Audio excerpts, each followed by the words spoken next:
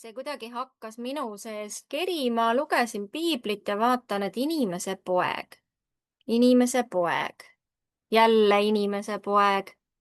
Et huvitav, miks Jeesus nii tihti, ma sain nagu aru, et see on tihti, aga muidugi, kui ma hakkasin uurima, ma sain aru, et see oli oluliselt sagedamini veel, kui ma olin ise arvanud.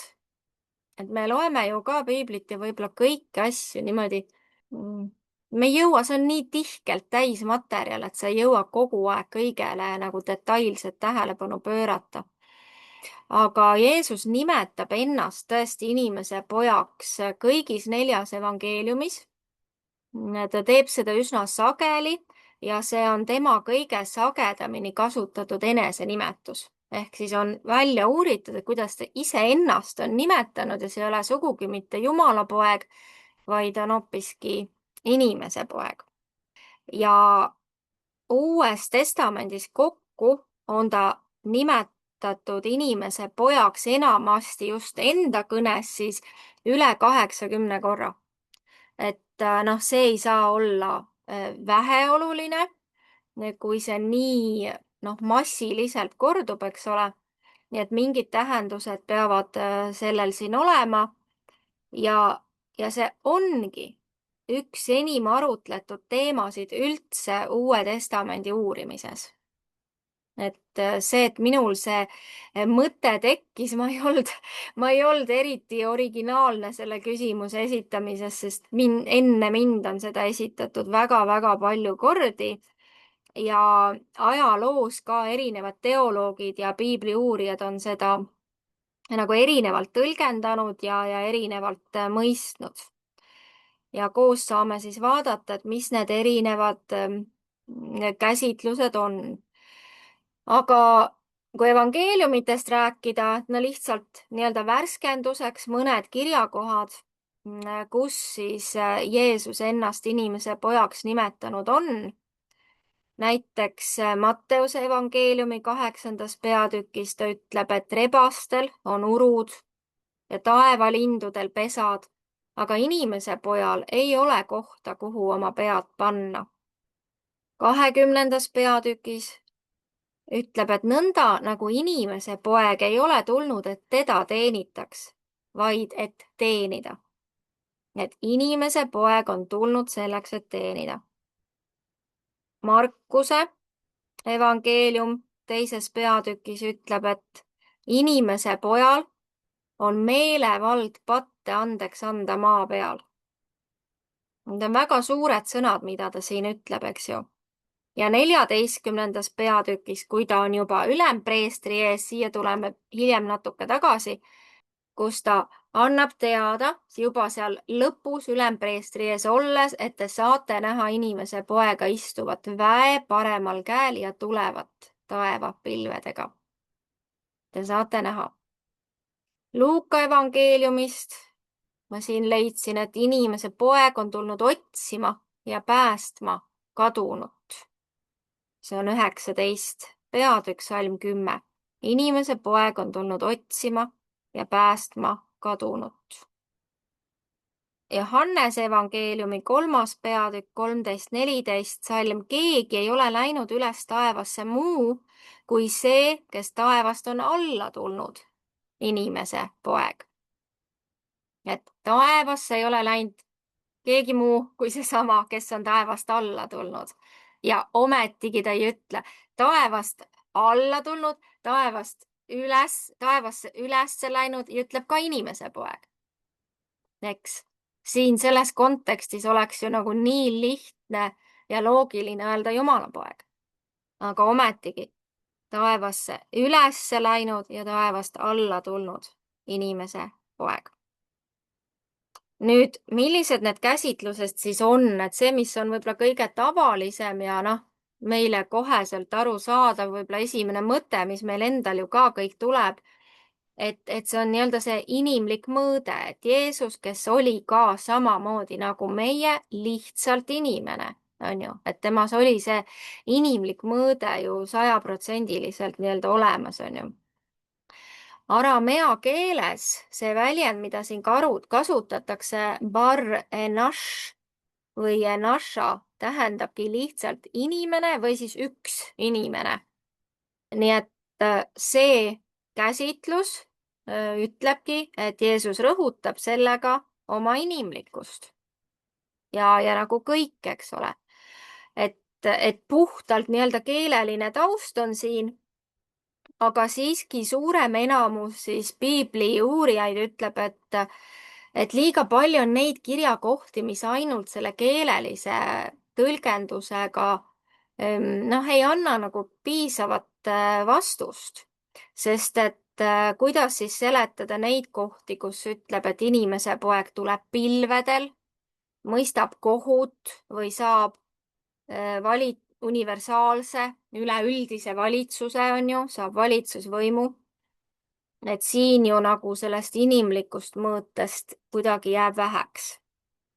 Ja nüüd see põhikoht, milleni siin selle teema uurimisega ma jõudsin ja paljud tänapäeva piibli uurijad nii ka seda teemat näevad, et seos on Danieli raamatuga ja Danieli raamatus siis peatükk 7 ja just 13 ja 14 salmid, mis on tõesti väga vägevad salmid. Ehk siis siin on juba ettekuulutus inimese pojast. Jah, me teame teiega väga hästi Jesaja 53. peatükki. Enamik kristlasi teab, mis räägib Jeesuse ettekuulutusest Jeesuse kannatustest. Aga Danieli raamat räägib millestki hoopis muust. 7. peatükk, 13 ja 14 salm. Ja ma nägin öistes nägemustes, vaata, taevapilvedega tuli keegi, kes oli inimese poja sarnane. Ja ta saabus elatanu juurde ning viidi tema ette. Ja temale anti valitsus ja au ja kuningriik. Ja kõik rahvad, suguvõsad ja keeled teenisid teda. Tema valitsus on igavene valitsus, mis ei lakka ja tema kuningriik ei hukku. Et siin Danieli raamatus tuleb välja, et inimese poeg on see, kes on nii-öelda igavikuline valitseja, eks ole. Ja selle tõlgenduse järgi siis Jeesus kasutaski seda nime iseenda kohta, viidates Danieli raamatule, eks ju, kus on ette kuulutatud, et ta tuleb ja temale antakse valitsus, au ja kuningriik. Ja siin ei ole inimese poeg lihtsalt inimene, vaid ta on ju ka kohtumõistja, ta on kuningas, eks, üle kõige. Siia tuleme natukese aja pärast tagasi, aga neid lahtimõtestamisi on nagu natukene rohkem veel. Inimese poeg kui messias, et väga paljud traditsioonilised kristlikud tõlgendajad nägid inimese pojas nii-öelda lihtsalt messiast, et Jeesuse isikus ongi kaks tõde ühendatud. Üks on see, et Jeesus on tõeline inimene ja ta on ka tõeline nii-öelda see tõotatud messias, eks ole, mis on ju ka ilmselgelt õige, eks ju. Siis paljud teadlased on ka seda siin järeldanud, et Jeesus väga tihti räägib inimese pojast seoses kannatuse ja surmaga. Näiteks sellest räägib meile Markuse 8. peatükis, salm 31. Ja siin ütlebki, et Jeesus hakkas neid õpetama.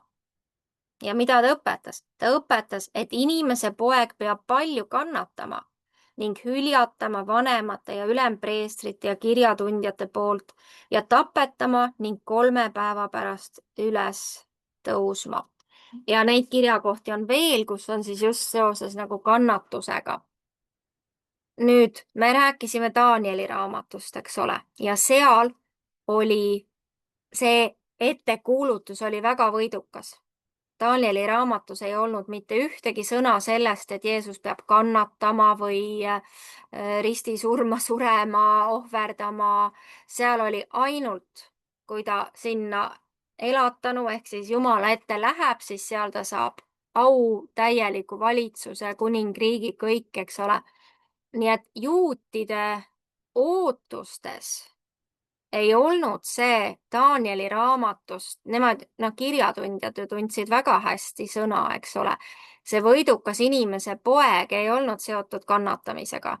Ometigi Jeesuses on ühendatud need kaks kujundit, see, millest räägib Jesaja 53. peatükk, eks ole, mis on ju meile kõigile, seda on palju tsiteeritud, me teame, ta võttis enese peale meie haigused, kandis meie valud. Meie aga pidasime teda vigaseks, Jumalast pekstuks ja vaevatuks. Ent teda haavati meie üleastumiste pärast, löödi meie süütegude tõttu. Karistus oli tema peal, et meil oleks rahu ja tema vermete läbi on meile tervis tulnud. Me kõik eksisime nagu lambad, igaüks meist pöördus oma teed, aga Jehova laskis meile kõigi süüteod tulla tema peale. Teda piinati ja ta alistusega avanud suud nagu talg, keda viiakse tappa. Nagu lammas, kes oma niitjate ees on vait, nõnda ei avanud ta oma suud. Et see kannatamise ettekuulutus ja 153. peatükist, see on meile teada, aga Danieli nii-öelda raamatu võidukas inimese poeg, nad nagu seda ei oodanud. Nad ootasid, et Jeesus tulebki selles võidus nii-öelda. Ja meil tuli hommikul see küsimus väga tõesti, et kuidas nad siis Jesaja 53. ei teadnud, kui nad Messiast ootasid. Kuidas nad siis nagu, miks nad seda ei oodanud, et ta tuleb ja teda pekstakse ja vaevatakse ja haavatakse. Kõik on ju siin ka ette öeldud, eks ju. Ometigi nad ootasid sellist võidukat kuningat. Nii et täna pigem mõistetakse seda inimese poja kasutust, kus ta ju siin Danieli raamatus pigem ütleb, et inimese poja tulemine pilvedel, siin oli öeldud niimoodi, eks ju, taevapilvedega tuli keegi, kes oli inimese poja sarnane ja ta saabus elatanu juurde ning viidi tema ette. Ehk siis ta läheb, mitte ta ei tule maa peale, vaid ta läheb Jumala juurde, tema üleandmine Jumala trooni juurde ja seal, kus ta saab oma kuningliku võimu, eks ole. Nii et Danieli nägemuses liigub see inimese poja sarnane kuju Jumala poole, mitte maa poole. Et see peab olema tema nägemus sellest, kus Jeesus läheb üles, eks ole. Nii et siin on ühesõnaga kogu selle teema käsitluses on nagu mitu vaadet, kas inimese poeg tähendabki lihtsalt inimene, ei mitte midagi enamat, et ta nagu rõhutab seda inimlikku poolt või siis, et ta on nii Messias ja tõeline inimene, mis on ka tõsi, see on ju ilmselgelt nii. Danieli järgi taevane valitseja, kellele Jumal annab kuningriigi. Siis on ta ka kannatav ja ülendatud meie päästja, meie lunastaja. Ja tegelikult siis kuningas, kes osaleb ka Jumala valitsemises, eks ole. Nii et see seisukoht, kuhu on jõutud, on see, et Jeesuse nimetamist, kui ta iseennast inimese pojaks nimetab, ei saa mõista ainult selles võtmes, et ta on lihtsalt inimene ja nii-öelda see inimlikkuse mõõde, vaid ta on seotud tugevalt Danieli 7. peatüki siis selle kujundiga, milles ja Jeesus on kokkuvõttes ühendatud nii kannatuses, ülestõusmises kui ka tulevase kohtumõistmise kuulutuses, on ju. Huvitav on ka see, et Jumal nimetas näiteks prohvet Hesekieli 93 korda inimese pojaks. Ja sel viisil ta nagu rõhutas seda, et Hesekiel ongi lihtsalt inimene.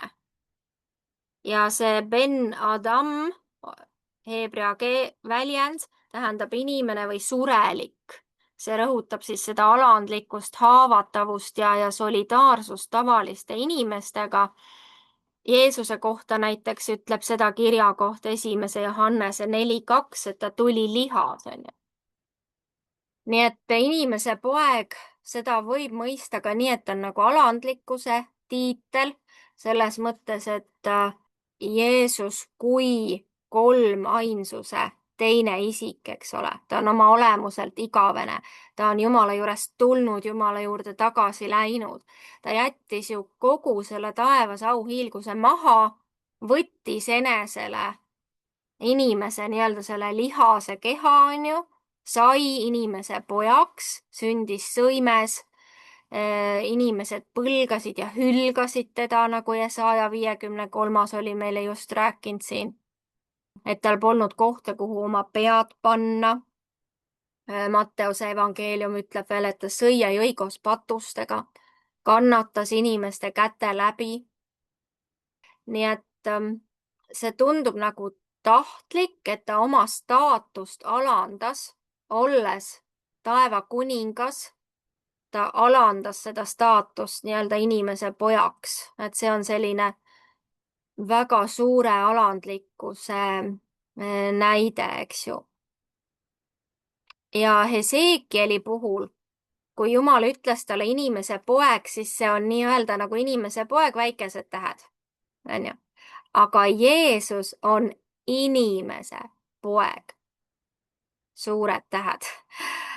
Et ta on ülim näide sellest, kuidas või milliseks Jumal inimkonna kavandas, eks ju. Ta on tõe ja armu kehastus.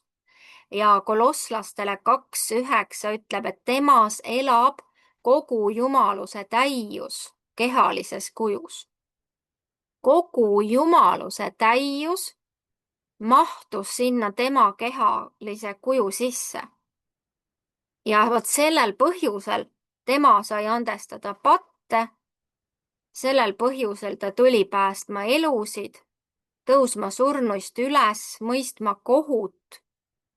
Ja vot nüüd sellel viimasel kohtuprotsessil siis ülempreestri ees ütles Jeesus ise niimoodi.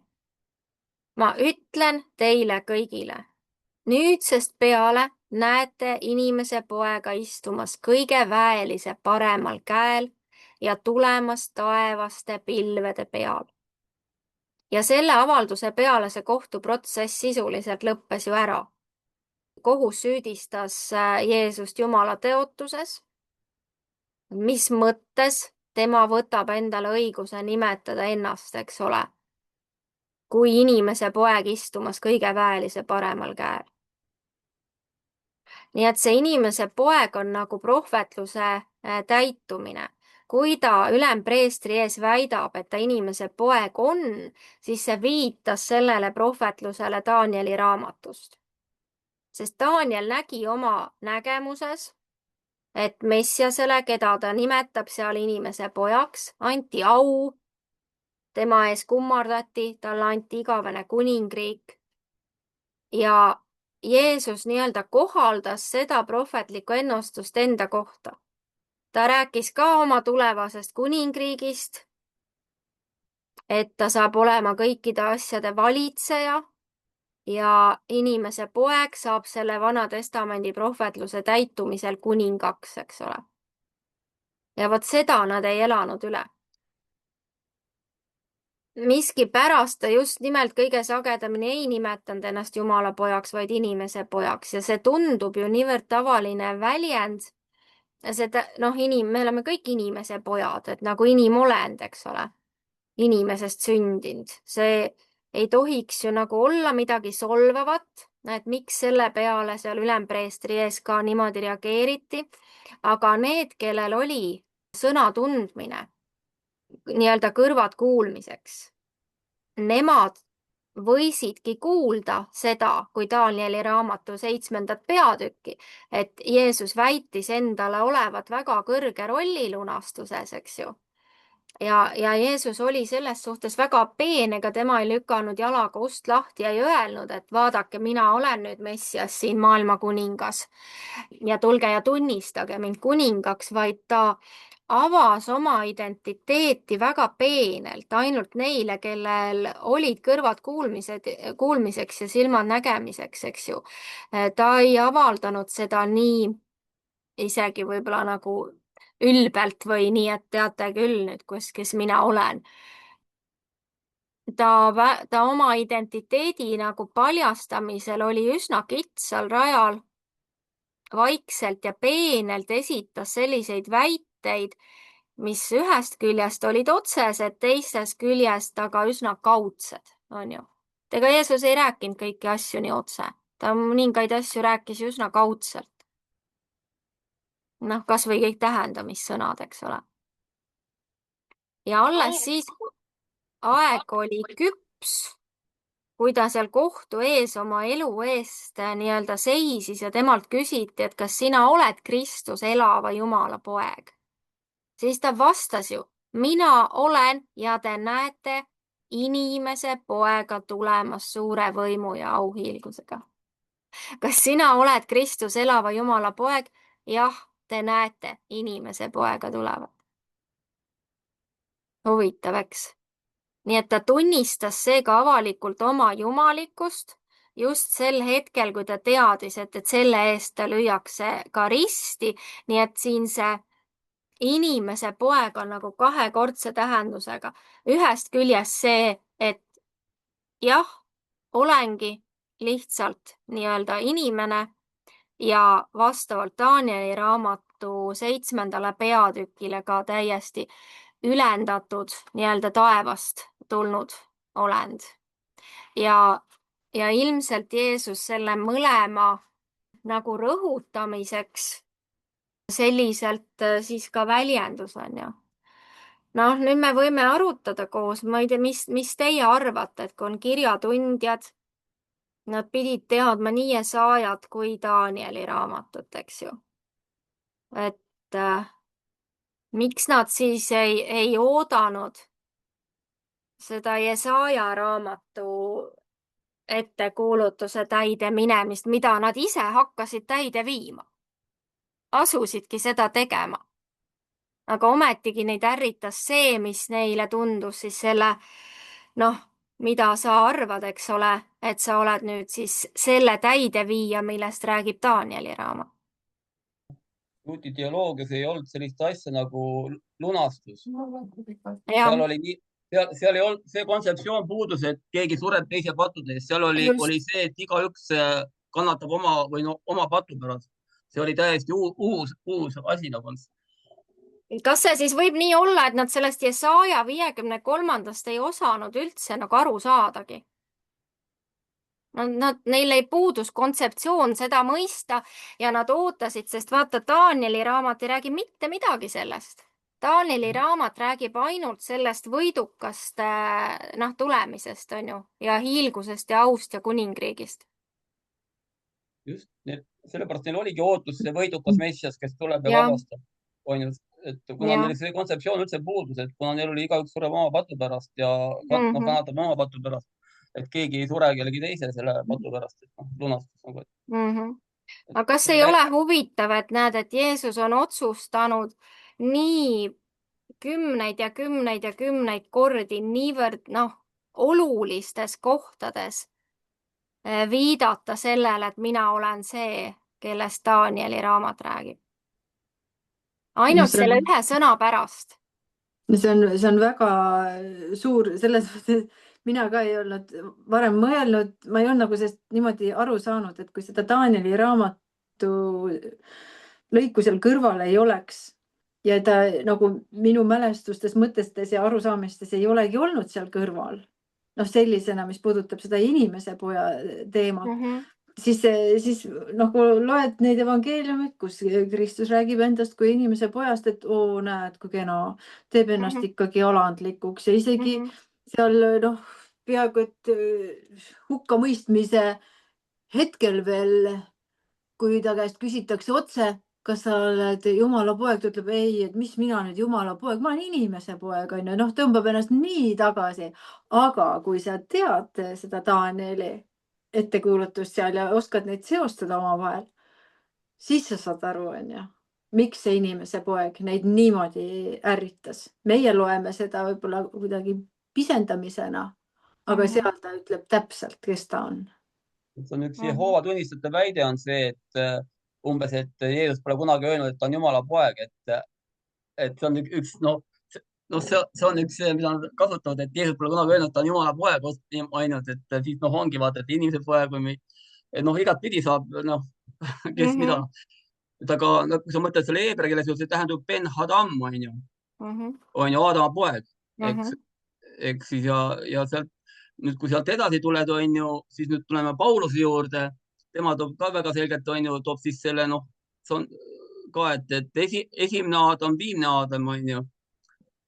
ja tegelikult ta pidigi, tegelikult see on tegelikult väga võimas, et ta ütleb see, et on inimese poeg, on ju, sellepärast et kui see Daniel see kõrvale jätta, on ju, siis tegelikult ta ei saagi muidu lunastaja olla, kui ta ei ole, vaata, ta ju ütleb, sõna ütleb, et ta võttis orja näo. Eks, ehk ta võttis nagu tuli siis madalamasse väljendusse või tasandisse, on ju, inimene, eks, et lunastada inimest. sest et seepärast kõik need igasugused, mis seal esimestel või mis iganes nendel esimestel sajanditel seal olid, need valeõpetused tulid, et ei olnudki nagu päris inimene, et näiline see on ju, siis see kukubki täielikult läbi, on ju, sellepärast et kui ta ei ole täielikult inimene, siis ta ei saa ka inimese ees surra ega lunastada, sest sa ei tea, mis inimeses on ju, või kõik seda, on ju. et see oligi see, et võttiski selle nõdra kuju, et lunastada seda nõdra inimest nagu, et tuua sellele, ütleme, selles on hästi võimas asi nagu. Jaa. Nojah, vaat see Danieli raamat ütleb, et tuli keegi, kes oli inimese poja sarnane. Jah, et ta tuli ja ta oli, täiesti, eks ole, kõik teenisid teda, kõik rahvad, kõik suguvõsad, on ju. Aga ta oli täiesti inimese poja sarnane. Aga mõtle nüüd, pane ennast nagu Danieli olukorda. Selles ajajärgus, kus on, sa näed sellist asja. Taevane kõik see asi ja siis ta ütleb, et inimese sarnane, siis inimene tuleb sinna. Ma ei kujuta ette, mis ta nagu, tal alati, kui ta nendest asjadest välja tuli, vaata ühes kasvõi ütleski, et oli haige tükk aega, vaata. See oli ikka selline närvivapustus, tead, on ju, sellest kogu su see mentaalne pool, et see, kus sa oled kasvanud, millest sa oled läbi imbunud ja siis sa näed mingit sellist asja, on ju, sul nagu kuidas nagu selle. Nojah, see ongi ju täiesti, plahvatab, aju plahvatab ju, et mis mõttes sul tuleb, eks ju, 50 meest tuleb vastu ja siis üks nendest väidab, et tema on tegelikult see, näeb täpselt samasugune välja. et see ongi ikkagi väga peen värk, eks ole, et kes tundis ära ja kes enamik ei tundnud ära, eks ju. See on nii peen.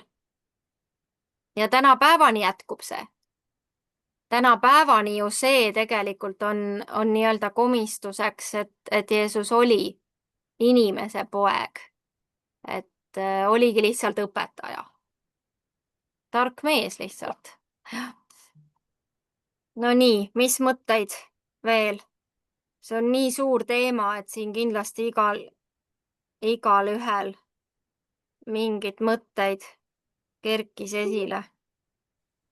Või kui mõelda, siis ütleme see Jesaja 53. ja Danieli 4., et kas need mõlemad, Jesaja, mulle tundub, nagu me kõik teame, eks ju, see on niivõrd tsiteeritud. Väga-väga palju räägitakse. Aga kas selle Danieli raamatu 7. peatüki 13-14 salm olid ka nagu nii teada teile? Minule näiteks ei olnud, ausalt ütelda. Ja mitte nii kindlasti.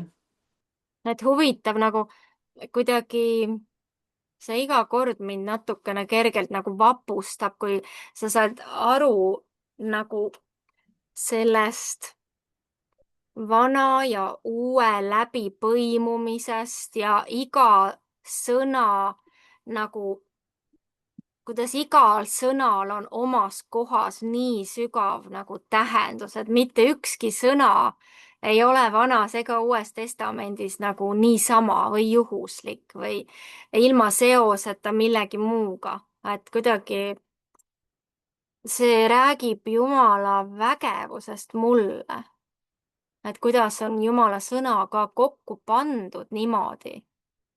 Et oota, mitu seda seost täna Hanna uuris välja, 68 000 või?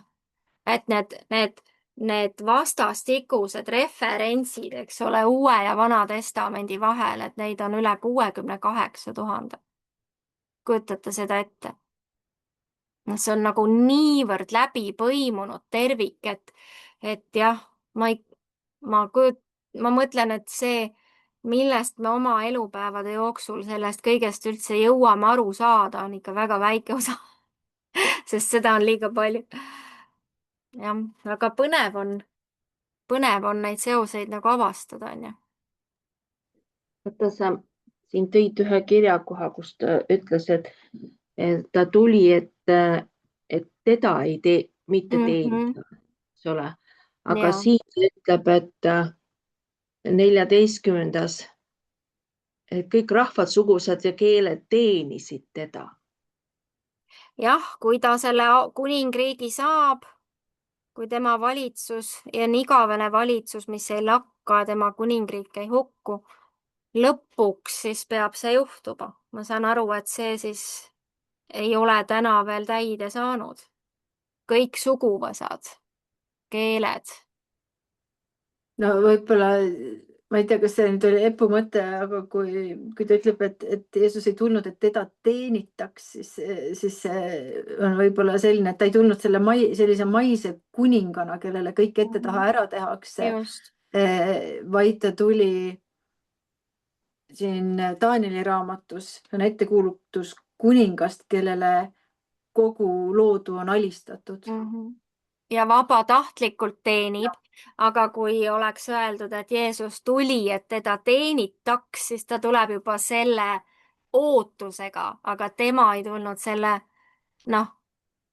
tema tuli, et teenida, anda ennast, eks ole, aga vastu tasuks rahvad ja suguvõsad teenivad teda. üks oli enne lunastust, teine oli pärast lunastust. vaata, see oligi, et nüüd ta sai selle au, mis tal isa juures oli enne. vaata, sõna räägib sellest, onju.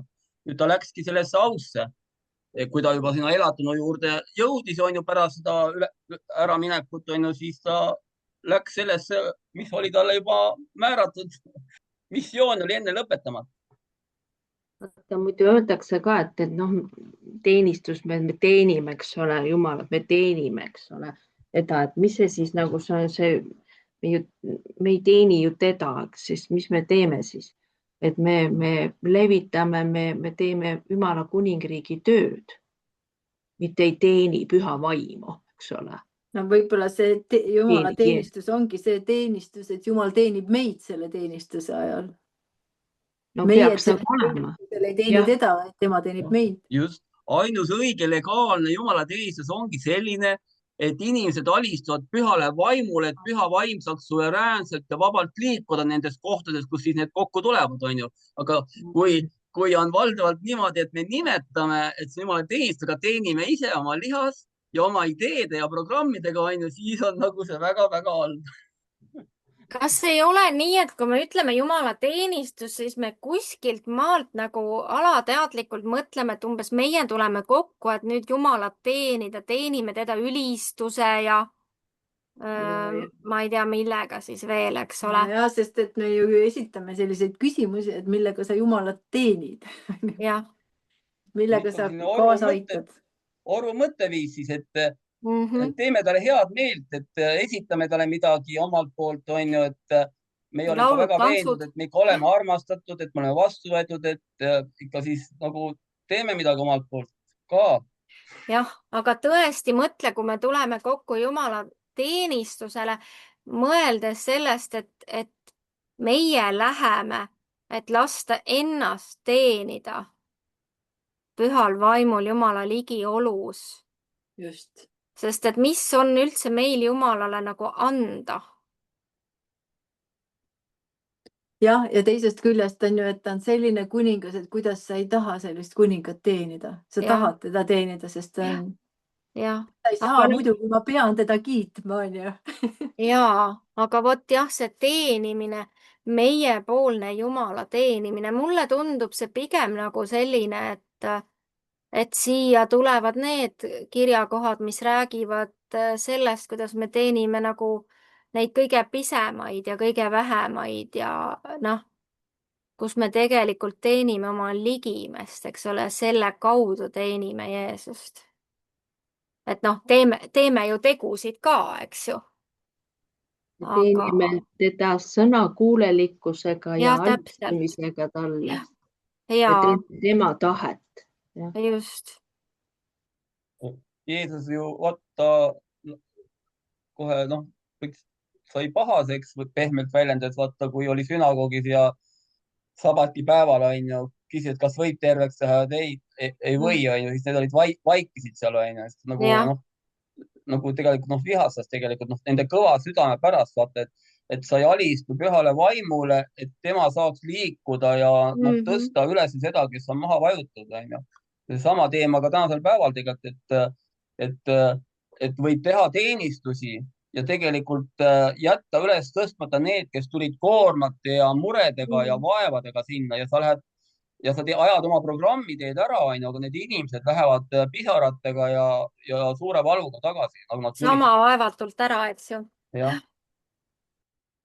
Mida te iganes teete kõige vähemale, seda teete minule, kas te lähed vangi meid vaatama või kas või annate külmavee tassida ja külmavett. Nii pisikesed asjad, need kõik kokku. Ja. See ongi see teenimine ja palve kellegi inimese pärast. Siis Jumal saadab, Jeesus saadab need ingled teenima omakorda.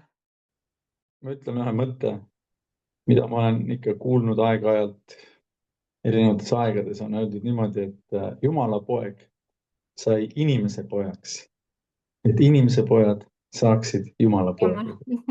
Et see on tegelikult hästi sügav mõte ja see võtab nagu selle nii-öelda selle Jumala ajatelje nagu algusest lõpuni väga ilusasti nagu kokku, eks ju. Sest Jumal ju on loonud meid ju enda näo sarnaseks, eks ju. Me oleme nagu tema nägu, eks ju, algselt olnud, eks ju. Vahele tuli see nii-öelda ära taganemine, see langemine, see sõnakuulmatus, eks ju. Ja siis kogu see nii-öelda müüdi maha, eks ju, saatanale siis see.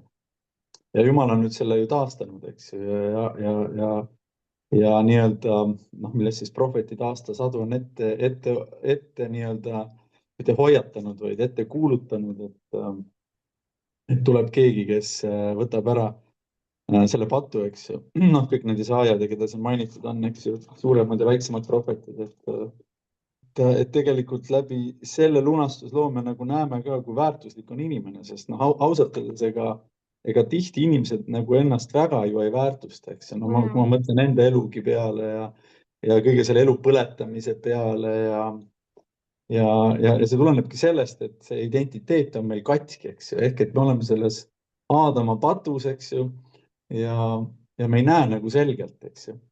Ja oleme siis nii-öelda saatana kuningriigi poole peal, eks ju.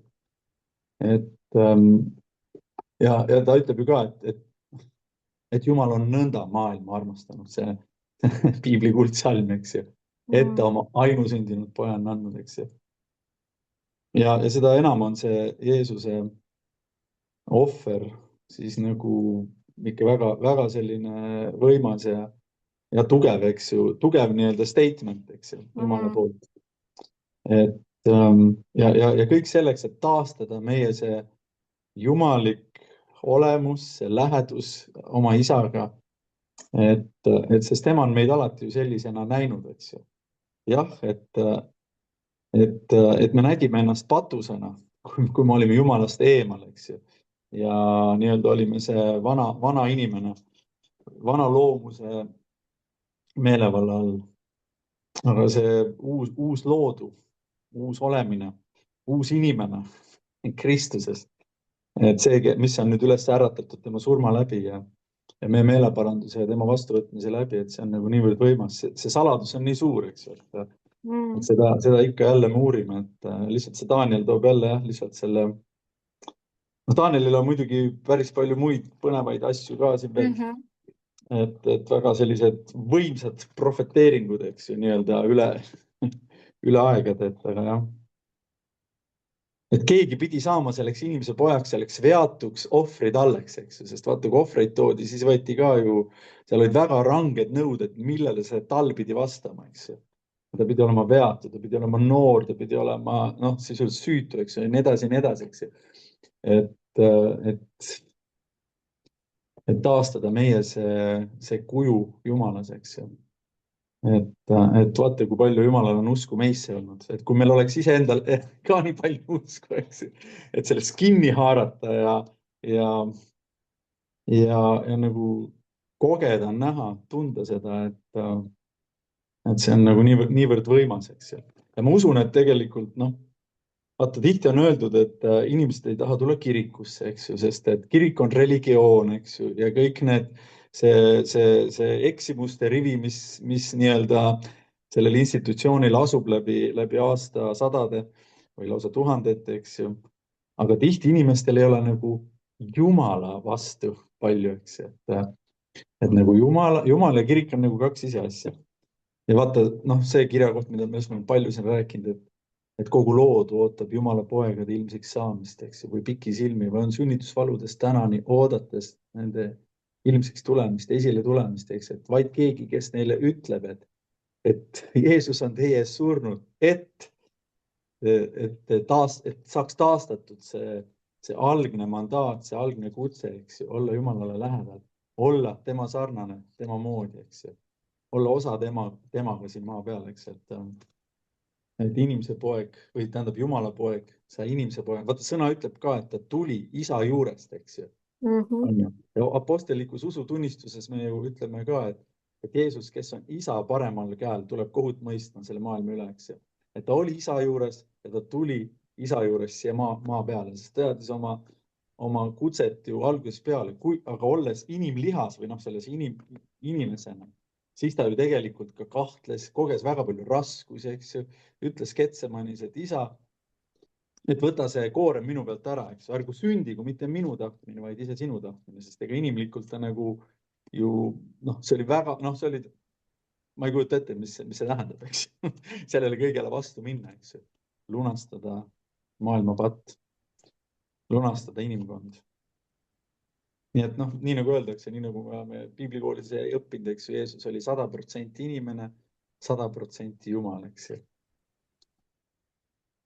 No minul tuli ausalt öeldes selle jutu käigus kõik tuli nagu see meelde, et minu üks palve on olnud juba aastaid see, et Jumal on igat ühte meid loonud ju eriliseks, on ju. Aga kas me saame kindlad olla ja tõenäoliselt me ei olegi praegu, mina juba oma vanuses, on ju, ja nii hilja, kui ma Jumala juurde tulin maailmast rikutuna, on ju, et Jumal näita, milliseks sa mind tegelikult lõid.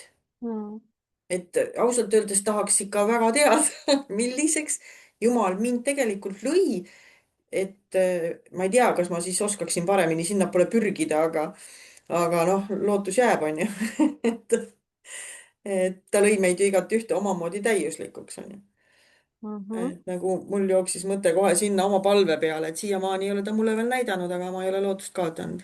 Iga kord, kui sa oled püha vaimu täis ja siis, mis sa selles reaalses parasti teed ja räägid, vot see ongi see sinu Jumala kuju, see, mis sa oled. Seal sa oled julge, seal sa oled vaba, sa ei muretse, eks sa ei tea, mõtle, mis ette tuleb, vaid sa oled täiesti veendunud, et kõik on paremas korras. Isa on minuga, varustab, ma olen hoitud, kaitstud.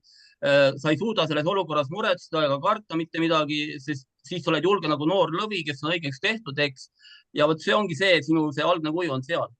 Sellepärast öelge, et saage täis püha vaimu, käige vaimus, on ju, kõik see ongi, see peaks olema see. Sa pakatad rõõmust, sest rõõm Kristuses on meie tugevuseks. no vaata, siin on see veel sihuke natuke mitmetahulisus lisandub ka, eks ole, kõik need annid on meile ju natukene Jumal või on Jumal, ta ei ole nagu öeldud, piiblis ei ole ju öeldud, et ta meile kõigile on ande jaganud täpselt ühtemoodi, ta on ju öelnud, et ta on erinevaid ande jaganud ja et noh, kui nagu hakata sügavuti minema nagu selliseks isiklikumas kontekstis, siis lisandub neid nüansse ikka veel päris palju sinna. Just, seal tulebki isikupära, näiteks kõik need annid ka, näiteks võtta 5 inimest, on ju, kes liiguvad prohvetlikult, nad on niivõrd erinevad, seal tulebki see isikupära, seal tulebki see, milline ta on see algupära, see on nagu noh, ja kõik need muud ka, kuidas üks kuulutab evangeeliumi nagu teine jagab, need on niivõrd erinevad, sa ei saa neid öelda, et kui keegi teeb täpselt ühesugused, siis ma ütlen, et seal on mingi religioosne, seal on mingisugune kiriklik stamp peale pandud, et tehke nii ja mitte kuidagi teistmoodi, aga kui sa pühas vaimus seda teed, siis oled täiesti teistsugune, kuigi teine teeb seda. See on see isanäolisus, see on sinu olemuses. See mitmekesisus raudselt jääb, et see ei kao. Aga et vaata, kui sa ei pane vastu sellele püha vaimu tööle sinu sees ja mitte ainult sellele tööle, mis toimub, noh, mis sa sõnast loed ja palvest saad ja ilmutuslikult, aga pane tähele, mida inimesed ümberringi ütlevad, milleks nad sind õhutavad, mille puhul sa ütled, ei, mitte mina, ei, see mulle, oota, aga äkki siiski, las ma katsun järgi. Et me teinekord selle pühavaimu töö limiteerime nii, me nagu ülivaimulikustame selle pühavaimu töö ära. Et noh, et see on mingisugune tunne, kus sa hõljud ja oled natukene endast ära. See on üks variant, aga siis on see teine variant, et pühavaimu töö läbi teiste inimeste pane tähele. Ja kui sa sellele vastu ei pane, sa võid jõuda ka täiesti teise kohta, mida sa oled praegu enda jaoks täiesti välistanud, aga see on ka Jumala töö. Jah, me limiteerime nii palju ennast oma selles inimlikus tasandis, kuidas me oleme ennast näinud, sellest tegelikult see on ka see, kuidas me oleme näinud enne Kristust ennast, see, mis on meil, need on ka jälle kõik need stampasjad ja igasugused mustrid ja asjad, et kuidas me oleme ennast näinud, et see on mu tugev külg ja see on mu nõrk külg, et ma mäletan ise siin, ma tean, 10 aastat tagasi tulin töölt ja siis kaasa midagi hakkasin heietama seal midagi, et noh, mis oli minu see nõrk külg ikka, mis mul oli ja püha vaim mind peatas, on ju. Ütles ainult, et sa suudad kõik minus. Saad aru, sa võid öelda, aga mul on see nõrk, ja koolis oli mul see nõrk, aga nüüd, kui sa oled tema oma ja tema näiteks tahab, et sa räägid matemaatika professoriga ja sinul oli võib-olla see 3 –, on ju, siis sina paned kohe ploki peale, aga kui sa nüüd alistud, siis matemaatika professor pöördub, sest sa ütled talle midagi pühavaimu läbi, et ta teab, et sinu see intellekt ei võimaldanud seda öelda, mida sa ütled, et see pidi olema nüüd see Jumal. See on nagu Smith-Wigglesworthi kohta on öeldud, et mingi lihtne torumees oli, on ju. Aga siis, kui ta nagu teenis pühas vaimus, siis ta tõi teoloogiliselt selliseid sügavaid asju välja, et need, kes olid mingid teoloogia professorid ja need, kes seal olid, on ju, ta ütles mingi algkeeles mingeid asju tõi seal esile, kui ta teenis. Need olid veendunud, et see oli Jumal, et tema ei saanud neid asju teada ega välja tuua. See ongi see. Noh, ma olen tegelikult nii üleloomulikus kutses tegelikult, aga ma olen nagu nii madalast tasandist praegusel ajal, et ütleme, et kui nagu rohkem minna kaasa nende asjadega, mis nagu sulle ette pannakse tegelikult. Ma olen kindel, et meie ette pannakse nii palju võimalusi, aga me tihtipeale lihtsalt blokime liiga ruttu ära, et isegi võtta seda nagu mõtlemisaineks. Ja vahest on vaja seda julgust olla nagu Jumalaga koos see merelaine, mida tema saab siis liigutada sinna ja tänna. Ja mäletan, et ma ühe meie noore missionäri üle palvetasin ja siis Jumal näitas nagu sellise pildi, et ta on nagu udusulg. Jumal puhub ja tema kohe läheb. Aga me limiteerime vaata selle Jumala puhumise ka mingisuguseks enda arusaamise vormiks, aga ta võib puhuda erinevate inimeste suust ja olukordade läbi ja vaat me limiteerime Jumala ka, teinekord mulle tundub, et nagu ülivaimulikuks. Vahest ei ole. Kaua kirikus olnud, siis me ütleme taganemisust saata, kui selline kahtlane mõte tuleb nagu. Jah, me oleme liiga kaua kirikus olnud. Õige. ma lihtsalt mõtlesin seda, et piibel ütleb ka nende vaimuandide kohta, et nõudke rohkemat. Et mis ei toimi meis, nõudke rohkemat. Sest ma ikka aeg-ajalt teen nalja enda üle, et tõenäoliselt nagu, mis puudutab tunnetusse, kui selline nagu noh, jälle selline, mis ümberringi on, nagu ma olen nagu lauajalg selle koha pealt. aga isegi mulle annab Jumal annab kohati väga tugevalt tunda asju. Ja vaata, kui Jumal lubab, siis nagu öeldakse, siis kolmapäeval võib-olla natuke jagan ühte asja, mis ta andis tunda mul. Aga mina olen selline tõesti, et nagu Ketu ütleb mulle vahest, et kuule, kas sa nagu nägid seda, kas sa tajusid, ma ei saa mitte midagi aru. aga näevad, isegi mulle annab Jumal niimoodi tunnetada asju, mis on isegi väga tugevalt, võib-olla isegi nagu meelevalla tasemel. Tõesti, Jumal ei piira ühe või kahe, vaid ta on kõiges on meis tegev. absoluutselt, püha vaim on meis ja püha vaim ei piira iseennast, meie piirame teda, nagu ka siin natuke välja tuli, et kui ta isegi minusugusele lauajalale võib anda kohati ikkagi väga tugevalt asju tunda, siis tõesti, et ma ütlen, et püha vaimu jaoks ei ole mitte miski võimatu, kui me tahame. lauajalgu, Hannes, on hädasti vaja, sest et see lauaplaat kipub hõljuma minema. Ja kui ei ole ühtegi jalga all, siis käib kogu lauatäis kummuli. Aitäh julgustamast. Palun. Väga tähtis roll on ikka lauajalal. Absoluutselt. Neid peaks isegi lausa mitu olema. Sa põlgad oma rolli Jumala riigis lauajalana. Ära tee seda. See on ikka see, et 5 inimest, igaüks tahab elevanti omamoodi, et noh. Aitäh. Aga siis on vist kõik ilusalt õnnistatud, hoitud nädalat kõigile ja näeme järgmisel nädalal.